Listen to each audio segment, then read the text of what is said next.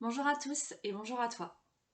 Alors si tu regardes cette vidéo aujourd'hui, c'est peut-être que tu te sens ces jours-ci euh, un peu désespéré, voire peut-être beaucoup. Et dans un esprit de... Alors je dirais pas de compétition parce que en fait c'est la carte qui est sortie. On a eu la carte du désespoir et la carte de la compétition. Euh, En fait sur la carte de la compétition, moi ce que je vois c'est ces deux personnages ici qui sont en train de tirer sur une corde. Et c'est à qui va réussir à récupérer la corde, quoi. Et j'ai l'impression que c'est là-dedans que tu es, que que tu essaies de tirer sur quelque chose pour le récupérer, le gagner, réussir quelque chose, mais que ça vient pas, et que c'est difficile, et que ça en devient vraiment souffrant. Et, euh, et donc, a priori, c'est vraiment là-dedans que tu te trouves. Mais du coup, tu t'enfermes en fait dans un, en fait, tu t'enfermes dans une espèce de bulle de noirceur, quoi. Où il n'y a plus que de la compétition, que de la souffrance. Et du coup, pour y arriver, il faut presque y mettre de la violence, en fait. De l'agressivité. Et t'arrives plus, en fait, à te sortir de ça. Et c'est dommage parce qu'en fait, tu peux avoir de l'aide autour, mais toi, tu le vois plus, en fait. Donc, il faudrait que tu arrives à sortir de tout ça. Et donc, que tu te rappelles qu'il y a de l'aide autour, toujours. Tu vois là, autour de cette espèce de porte lumineuse là, t'as des mains et des étoiles. Et chez toi, ce que je vois, enfin ce que je vois, ce que je ressens, hein, c'est que là, chez toi, cette espèce de porte là, et ben c'est très sombre et et que t'as des étoiles ou des mains tendues qui essaient de pénétrer dans ta bulle, mais que tu les laisses pas rentrer. En fait, si tu demandes pas d'aide, tu n'auras rien. Et il n'y a qu'à toi, en fait, il n'y a que toi qui peux te dire, bah là, stop, je fais une pause. Alors, donc, j'essaie de faire le lien avec la suite des cartes, avec la suite du tirage. En fait, on a le 8 de bâton qui est sorti, pour enchaîner avec cet état-là. Euh, En fait, ce qui me vient, moi, c'est que pour te sortir de ton marasme, là, parce que là, je pense que tu es un peu englué dans un truc, là, t'arrives pas à t'en décoller. C'est comme si il fallait que tu chopes la moindre brèche lumineuse, tu vois, et que tu plonges dedans, mais très vite. Parce que t'es tellement enfermé que si tu ne réponds pas très très vite à la lumière, tu vas la laisser passer. Et tu vas rester englué dans voilà, dans ton esprit là, dans ton marasme.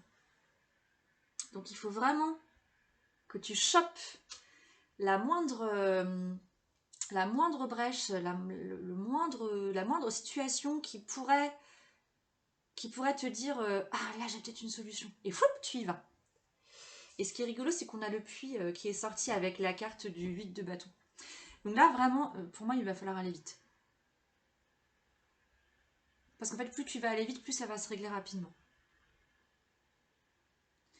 Et, euh, et donc, on a la carte du puits. Et je pense que il va falloir aller vite. Et donc, il va surtout falloir choper cette brèche. Mais ce qui pourrait t'empêcher de la choper, c'est que quand tu vas choper cette brèche lumineuse qui va t'aider à te sortir de ton marasme, tu vas devoir te mettre à nu. Tu vas devoir sortir de ce truc-là pour te retrouver face à toi-même, face à une vérité, à une situation que peut-être tu renies, que tu veux pas voir. Peut-être que tu fais un déni complet sur un truc, hein, je sais pas quoi. Et, euh, et en fait, il va falloir. Je pense que si tu es prête ou prêt à te mettre à nu, la prochaine brèche lumineuse qui va apparaître dans ta vie, tu vas la prendre. Mais ce qui va t'empêcher de la prendre, c'est que tu sais qu'il va falloir te mettre à nu. Il va falloir accepter de se mettre à nu.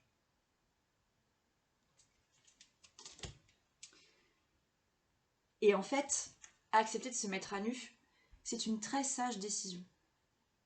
Très très sage. Ça serait faire preuve d'une grande sagesse en fait. Que d'accepter de lâcher tes masques en fait. Parce qu'en fait, en étant enfermé dans cet esprit de compétition, alors c'était pas un esprit de compétition, hein, mais en tout cas, dans un comportement où tu batailles dur, où tu t'en deviens agressif, là tu t'enfermes dans un rôle qui en réalité n'est pas toi. Alors c'est peut-être une partie de toi, clairement puisque tu es dedans, donc c'est sûrement une partie de toi qui a besoin d'être entendue, mais en fait elle n'est pas entendue. Et c'est pour ça qu'elle est aussi présente. Et, et que tu restes enfermé dedans en fait. C'est comme elle n'est pas entendue, cette partie-là, elle reste. Elle reste et elle te fait faire des choses qui dans le fond ne te plaisent pas en fait. Mais même là, tu te rends pas compte parce que pour toi, il n'y a pas d'autre solution. Alors,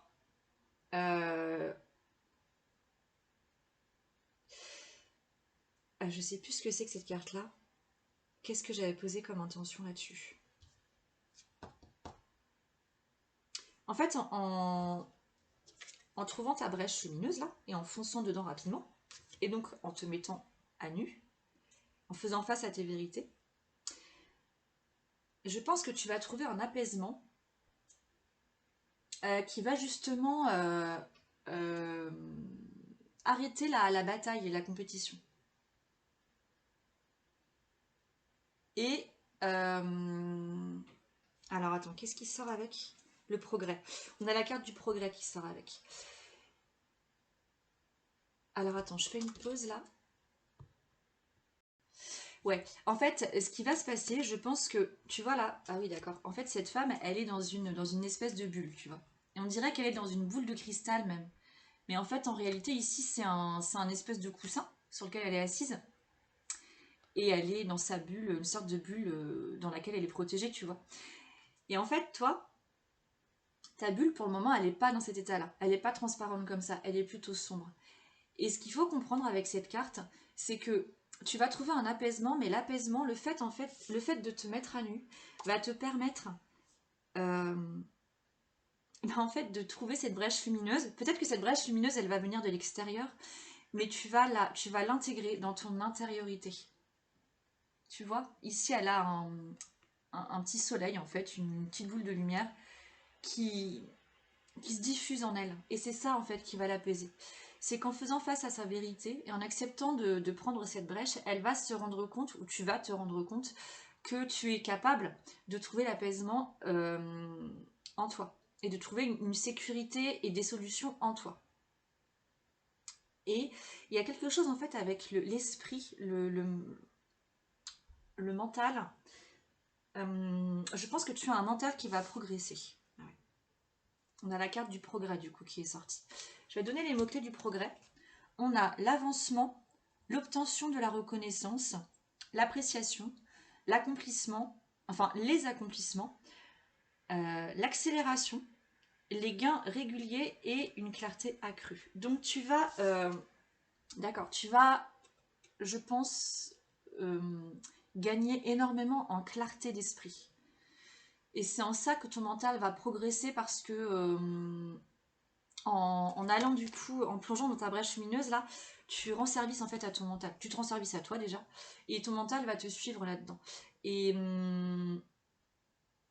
du coup, tu vas vraiment fonctionner d'une autre manière. Et tu pourras toujours garder un esprit de compétition. Parce que bon, je pense qu'en soi, il n'y a rien de mal hein, dans la compétition tant qu'elle est saine. Mais donc tu pourras garder cet esprit de compétition, mais voilà, en toute, ce sera sain quoi. Je sais pas ce que c'est que le mot en toute. Je trouve pas l'adjectif. Enfin le mot, le nom qui va avec le mot sain. Pardon. Bref, en tout cas, il y aura quelque chose de beaucoup plus sain, de beaucoup plus serein aussi dans les chemins que tu auras à parcourir et qui vont te demander de sortir du lot. Parce qu'il est possible que dans ce que tu vis en ce moment, peut-être que pour réussir, ou pour gagner ta vie par exemple, hein, j'en sais rien, peut-être que tu dois sortir du lot. Et je pense que ça sera beaucoup plus simple pour toi de sortir du lot, entre guillemets, parce que tu vas fonctionner différemment. Tu auras une clarté, une vision différente de ton projet. Et en ça, tu vas beaucoup, beaucoup progresser. Et tu vas vraiment te rendre compte que qu'en fait, c'était pas si compliqué, entre guillemets. Enfin, pas si compliqué, il y avait un pas à franchir quand même, qui peut-être va pas être simple, mais c'était pas si compliqué de trouver des solutions et que on, euh, et que finalement ce puits là dans lequel tu vas plonger et te mettre à nu, bah ce n'est rien d'autre que toi et ton inconscient en fait. Tu vas plonger dans ton inconscient. Et c'est le tien. Et il n'appartient à personne d'autre. Et peut-être qu'en plus, là où tu vas gagner en clarté, c'est que non seulement tu vas avoir accès à ton inconscient, à toi, mais aussi à ce qu'on appelle l'inconscient collectif. Et ça, bah écoute, je sais pas ce que ça peut donner, mais ça peut vraiment, à mon avis, te donner des pistes de travail ou des pistes d'évolution auxquelles tu n'aurais jamais pensé. Et tu vas trouver une grande liberté en fait, en trouvant cette fameuse brèche lumineuse et en la prenant rapidement.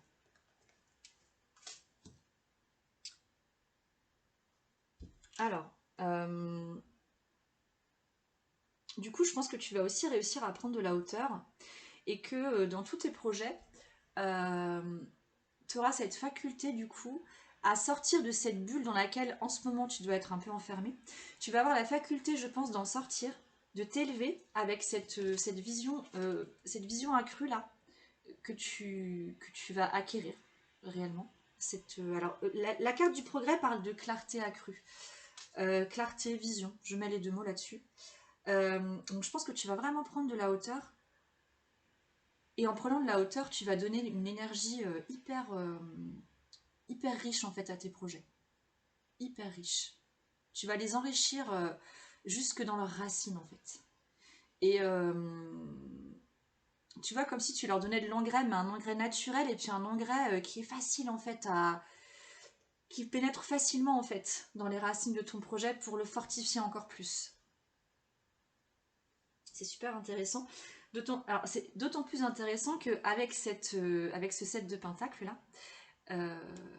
et là où c'est aussi intéressant, c'est qu'on est sur un 7. Et le 7 en numérologie, c'est un chiffre qui est vraiment très spirituel, qui a une grande teneur en spiritualité. Je sais pas si on peut. Je suis pas du tout numérologue, hein, j'y connais pas grand chose en numérologie, mais dès lors qu'on s'intéresse au tarot, on s'intéresse forcément à la numérologie.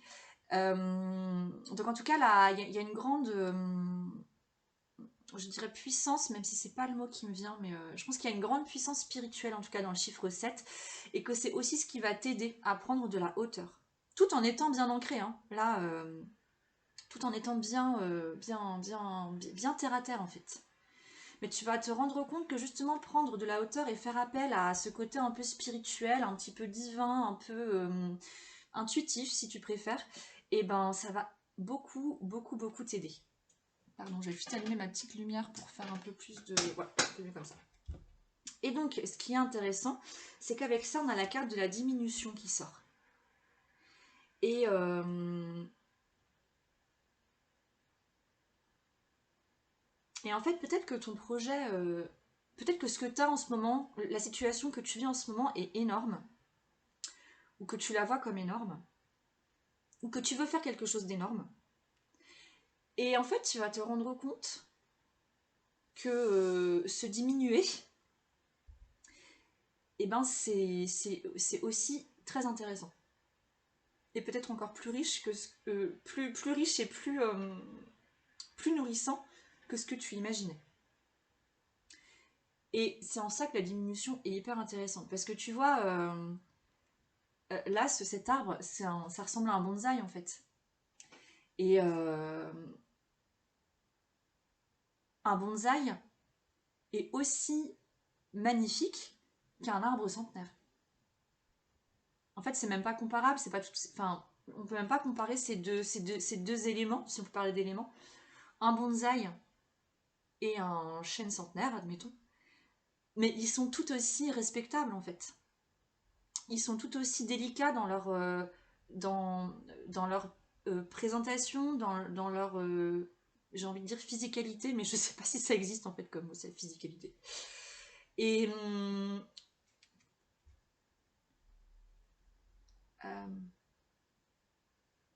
en fait, c'est ça, quand tu regardes un bonsaï par rapport à un gros chêne centenaire, pour le coup, tu peux vraiment le voir du dessus. Un chêne centenaire, pour aller le voir du dessus, bon bah voilà, l'idéal, ce serait peut-être d'avoir une montgolfière, un hélicoptère, je sais pas quoi, de faire pause à moitié en lévitation avec le bruit d'un moteur, tu vois, pour essayer de voir ce chêne du dessus. Mais même si tu le voyais du dessus, tu verrais même pas tout en fait, parce que c'est trop gros.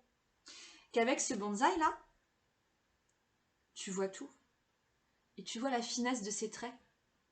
Tu vois tous ces petits détails, comme si tu observais une maquette d'architecte. Et, et, et dans une maquette d'architecte, en fait, quand tu observes une maquette d'architecte, tu vas te rendre compte que la personne qui a créé ça, mais en fait, elle a pensé absolument à tout. Elle a mis énormément de temps à placer tous ces petits machins là, ces petits morceaux de bois, tous ces petits bouts de matière là sur son plan.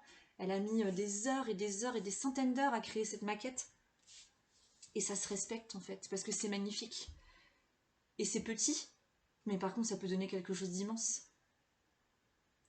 Et je crois que c'est ça que ces deux cartes veulent te dire, c'est que en prenant de la hauteur, tu vas t'apercevoir que tu peux créer quelque chose de petit et d'extrêmement efficace, minutieux, beau, et qui peut promettre quelque chose de magnifiquement grand. Et donc il n'y a absolument rien à craindre de la diminution. Jamais. Si tu sens qu'en ce moment, tu vois, tu te sens justement diminué, parce que je pense qu'il y a de ça aussi, eh bien ne crains rien. Parce que la diminution promet toujours un agrandissement. Ou un accroissement. Voilà. D'accord, donc en fait ça va forcément... Il y a un des mots-clés ici qui s'appelle le lâcher-prise, et un autre mot-clé qui est l'ingéniosité. Et je pense que dans ton cas, tu vas gagner en lâcher-prise et en ingéniosité. Et en finesse. Je crois qu'il y a aussi vraiment beaucoup de finesse dans ce que tu peux apprendre de ce que tu es en train de la situation que tu vis aujourd'hui. Voilà. Bah écoute, c'était un très chouette tirage. Euh, Très prometteur, comme d'habitude. Mes tirages sont toujours prometteurs de toute façon. Je dis ça en toute modestie, bien sûr. Non, mais ce que je veux dire, c'est que dans chaque situation qui peut paraître hyper glauque, hyper sombre, hyper difficile, ce n'est pas une fatalité. Et c'est Romain Rolland qui disait un truc du genre la fatalité, c'est l'excuse des âmes sans volonté.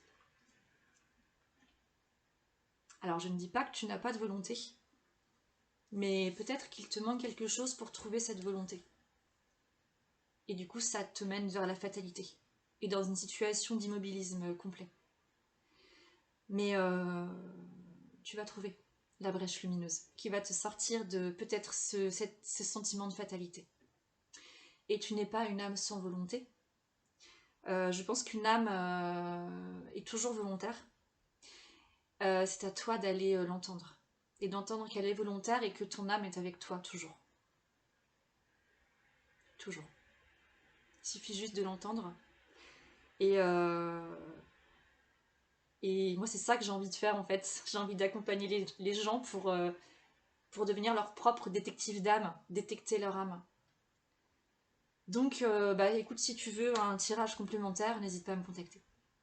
Et puis je te souhaite une très belle continuation.